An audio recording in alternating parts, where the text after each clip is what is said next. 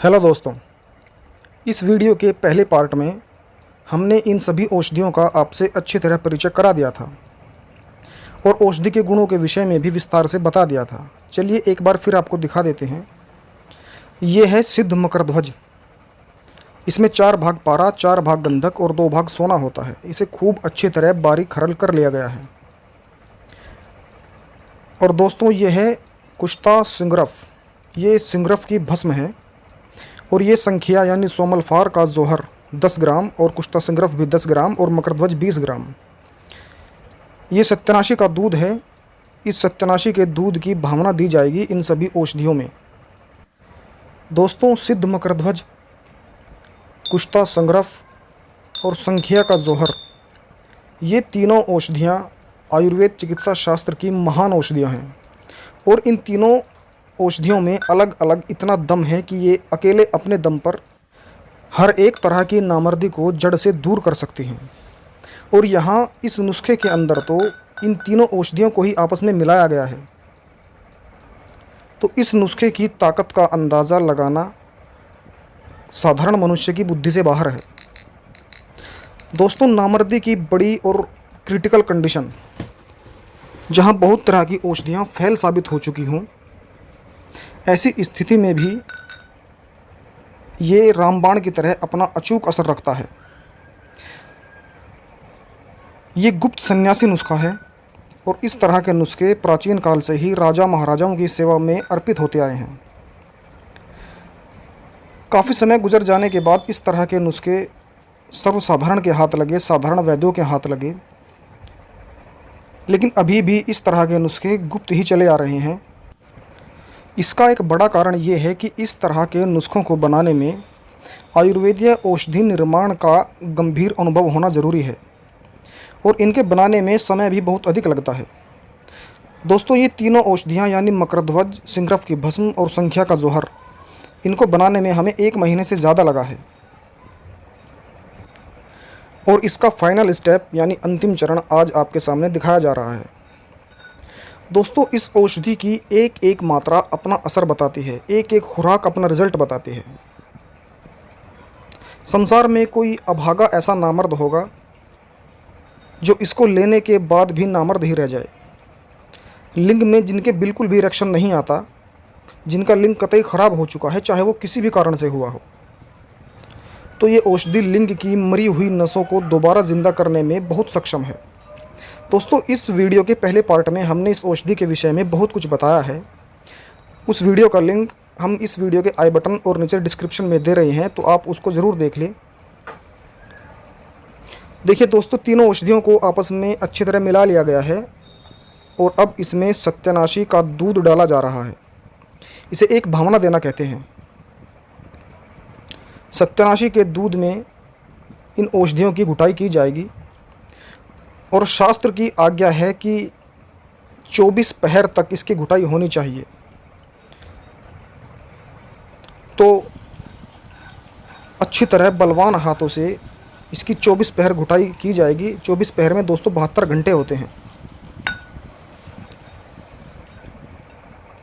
तो फाइनली 72 घंटे घुटाई करने के बाद सत्यानाशी का सारा दूध औषधि के अंदर जब्त करने के बाद इसकी 3 छोटी छोटी टिक्कियाँ बना ली गई हैं। दोस्तों भस्मों को बनाने के लिए जब औषधि को भावना देकर उसकी घुटाई की जाती है तो टिकिया का साइज़ इससे बड़ा नहीं होना चाहिए। बहुत से लोग बड़ी बड़ी टिकियाँ बनाते हैं, फिर जब उन्हें आँच देते हैं तो आँच का असर, आग का असर बड़ी टिकिया के अंदर तक नहीं पहुँचता, जिससे अंदर की भस्म कच्ची रह जाती है। तो अब हमें इन्हें छाया में सुखाना है, धूप बिल्कुल नहीं लगानी। तो दोस्तों लगभग 6 दिन तक धूप में रखने के बाद ये हमारी टिक्कियाँ बिल्कुल सूख गई हैं।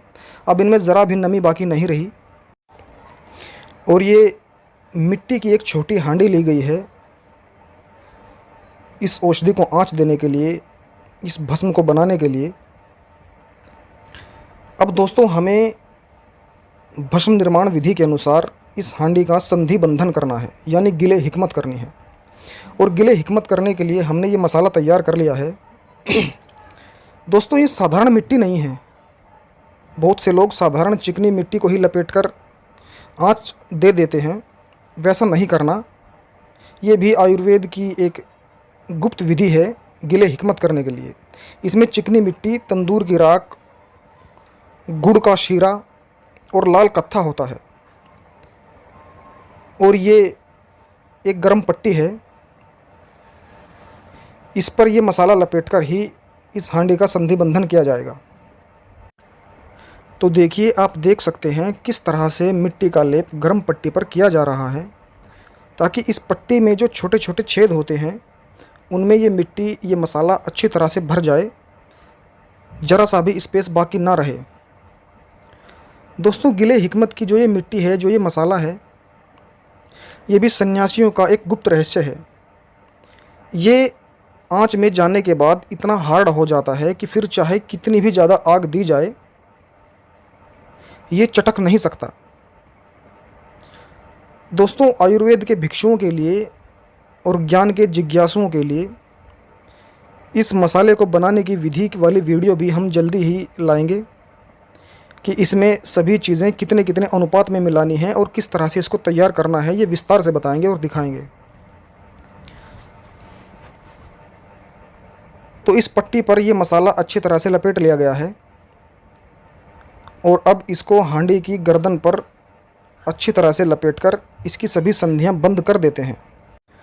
दोस्तों, इस औषधि को बनाते समय सबसे ज़्यादा ध्यान रखने वाली बात यह है, या किसी भी ऐसी औषधि या भस्म को जिसके अंदर किसी भी रूप में पारा हो, उसको बनाते समय सबसे ज़्यादा ध्यान रखने वाली बात यह है कि गिले हिकमत करते समय, संधि बंधन करते समय यदि जरा सा रत्ती भर भी स्पेस बाकी रह गया, एक सुई की नोक के बराबर भी वायु का रास्ता रह गया, तो पारा आंच देते समय उसी के अंदर से निकलकर भाग जाएगा और कुछ भी हाथ नहीं आएगा।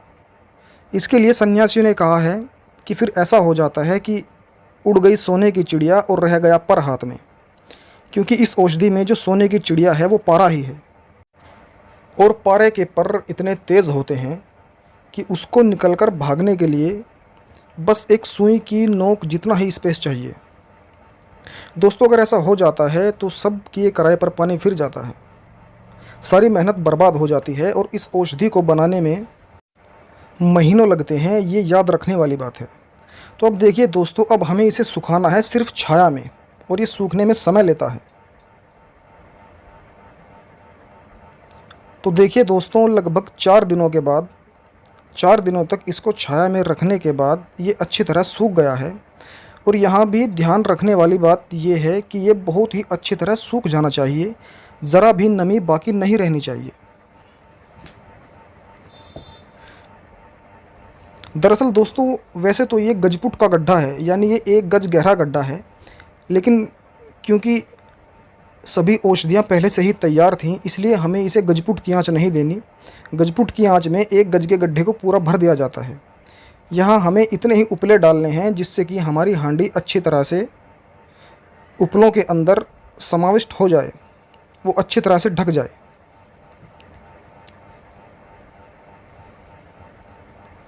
तो ये देखिए दोस्तों, ये है भस्म को बनाने के लिए आंच देने का, आग चालू करने का तरीका। भस्म को बनाने के लिए कभी भी नीचे से आग नहीं दी जाती, हमेशा ऊपर से आंच दी जाती है। बहुत धीमी धीमी आंच देनी पड़ती है। अभी आग ये हमने स्टार्ट की है, इसलिए थोड़ी थोड़ी जल रही है। कुछ समय के बाद ये जलने बिल्कुल बंद हो जाएगी। और फिर मतलब भस्म को बनाते समय, उपलों के ढेर में आंच देते समय इस बात का ध्यान रखना चाहिए कि लो ना हो, लपट ना उठे, सिर्फ अंगारा रहे जो उपलों के ढेर के अंदर जलता रहे, जिससे नमी बनी रहे, आंच बनी रहे। हांडी पर हल्की हल्की मीठी मीठी आंच हर समय लगती रहे। धीरे धीरे ये आंच खुद ही तेज़ हो जाती है। बहुत से लोग जो आंच तेज़ देते हैं, वो तरीका बिल्कुल ही गलत है। तो ये देखिए, कुछ ही समय के बाद आग अच्छी तरह से चालू हो गई है और इसमें लपट बिल्कुल नहीं है, लेकिन अंदर अंगारा चालू है। दोस्तों, जितने ये उपले आप देख रहे हैं, इनको जलने में बस 40-45 मिनट का समय लगता है, लेकिन इस विधि से इनको जलने में 10 से 12 घंटे का समय लगेगा और इतने समय में भस्म बहुत ही अच्छी तरह से बनकर तैयार हो जाती है। तो देखिए ये लगभग 6 घंटे बाद की स्थिति है। आग अब अपने शबाब पर है और अभी भी इसके अंदर काफ़ी कच्चा ईंधन है। अभी शाम का समय है, हमें इसे छेड़ना बिल्कुल नहीं है। इसे इसी तरह ज्यों की त्यों जलने देना है। आग धीरे धीरे अपने आप ठंडी हो जाएगी और जब आग बिल्कुल ठंडी हो जाए और हांडी भी ठंडी हो जाए तब उसको निकालना है। देखिए दोस्तों, अगली सुबह हो गई है और अब हमारी औषधि बिल्कुल तैयार है। अब हम इस हांडी को निकाल लेते हैं। दोस्तों, मर्दाना ताकत की और बहुत सी दवाइयों में, बहुत से नुस्खों में हम इस भस्म का प्रयोग करते हैं। वैसे अगर इसे अकेले किसी को देनी हो तो इसकी मात्रा निहायत ही कम है, एक चावल भर, बहुत ही कम। उसमें भी डर ये रहता है कि अगर मात्रा ज़्यादा हो गई तो उससे नुकसान होने का खतरा हो सकता है। सही मात्रा में सही विधि से प्रयोग करने पर यह शरीर के अंदर मर्दाना ताकत का तूफान पैदा कर देती है। अब सिंपली इसका ढक्कन हटाकर अंदर से भस्म की फूली हुई टिकियाएँ सावधानी से निकालकर और उनको पीसकर शीशी में सुरक्षित रख लेना है। दोस्तों, ये आयुर्वेद के सन्यासियों के छुपे हुए नुस्खे हैं। इस तरह के नुस्खे मर्दाना ताकत को कुव्वत देने के लिए प्राचीन काल से प्रयोग हो रहे हैं। इसी तरह के नुस्खे और देखने के लिए और इसी तरह की दुर्लभ जानकारी के लिए आप इस चैनल को सब्सक्राइब ज़रूर करें। तो आपकी अच्छे स्वास्थ्य की कामनाओं के साथ आपसे विदा लेते हैं। मिलते हैं आपसे अगले वीडियो में। तब तक के लिए शुक्रिया।